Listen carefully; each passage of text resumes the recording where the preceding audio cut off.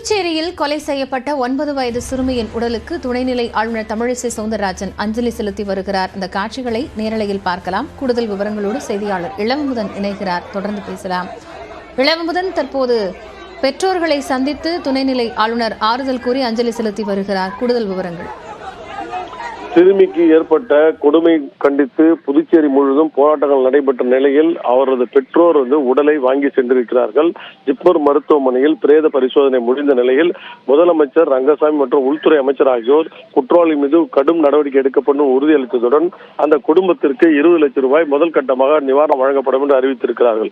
இந்த நிலையில்தான் சிறுமியை உடலை அவர்கள் வீட்டிற்கு கொண்டு சென்றிருக்கிறார்கள். அந்த இடத்திற்கு பலரும் சென்று ஆறுதல் செலுத்தி வருகிறார்கள். அந்த வகையில் தான் துணைநிலை ஆளுநர் தற்போது அங்கு சென்றுள்ளார். அங்கு குழந்தையின் தாயார் கண்ணீரிட்டு அழுவது, அவர்களை கட்டிப்பிடித்து துணைநிலை ஆளுநர் ஆறுதல் செலுத்தி வருகிறார்.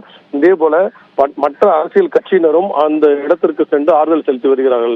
காங்கிரஸ் தலைவர் வைத்திலிங்கம், முன்னாள் முதலமைச்சர் நாராயணசாமி, அதிமுக மாநில அன்பழகன் உட்பட பலரும் அஞ்சலி செலுத்தியிருக்கிறார்கள். அந்த குடும்பத்திற்கு இரங்கல் தெரிவித்து வருகிறார்கள். இந்த நிலையில் தான் உள்துறை அமைச்சர் நமச்சிவாயம் தலைமையில் காவல்துறை தலைமை அலுவலகத்தில் அவசர ஆலோசனை கூட்டம் நடைபெறுகிறது. இதில் குற்றவாளிகள் மீது எடுக்கப்பட்ட நடவடிக்கை மற்றும் அடுத்து புதுச்சேரியில் கஞ்சா போன்ற போதைப் பொருட்களை நடமாட்டத்தை தடுப்பதற்கான நடவடிக்கைகள் எடுக்கப்படும் என்று உறுதியான நடவடிக்கை எடுக்கப்படும் தெரிகிறது. இந்த நிலையில் சிறுமிக்கு ஏற்பட்ட கொடுமையை கண்டித்து அதிமுக நாளை மறுநாள் பந்த் போராட்டத்தை அறிவித்திருக்கிறார்கள். இதேபோல் இந்தியா கூட்டணி அவசர ஆலோசனை கூட்டம் தற்பொழுது நடைபெற்று வருகிறது. அதில் நாளையே பந்த் போராட்டத்தை நடத்த காங்கிரஸ் மற்றும் திமுக கூட்டணி கட்சிகள் திட்டமிட்டிருக்கிறது. காயத்ரி, நன்றி இளவமுதன், விவரங்களை தற்போதைக்கு வழங்கியமைக்காக.